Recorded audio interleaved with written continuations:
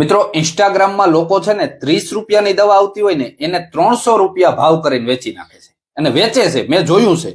આવી જ એક દવાની હું તમને વાત કરું છું. મિત્રો ગમે એવો કફ હોય, શરદી હોય, ઉધરસ હોય કે માથું દુખતું હોય, એના ઉપરની એક દવા છે. ઈ દવા છે ને એમાં 3 વસ્તુની જરૂર પડે. પહેલા હું તમને શીખવાડું આ કેવી રીતે બને. 10 રૂપિયાનો તમારે ભીમસેની કપૂર લેવાનો, 10 રૂપિયાના અજમેટના ફૂલ લેવાના અને 10 રૂપિયાના અજમાના ફૂલ લેવાના. આ 3 વસ્તુ લઈ લેવાની. પછી એને આખા પાખી ખાંડી અને એક બોટલ, કાચની કે પ્લાસ્ટિકની બોટલમાં ત્રણેયને ભેગું નાખી દેવાનું. પછી એને 15 થી 20 મિનિટ એને તડકે મૂકી દેવાનું. તડકે મૂક્યા પછી એ લિક્વિડ જેવું થઈ જાય, પાણી જેવું થઈ જાય. હવે આ દવા તમારી તૈયાર થઈ ગઈ. જે લોકોને શરદી, કફ, ઉધરસ હોય ને એ લોકો આ જે દવા બની ને એનું માત્ર અડધું ટીપું ગરમ ચા કે ગરમ પાણીમાં નાખીને પીશો એટલે તમને અદ્ભુત એટલે અદ્ભુત ફાયદો થશે.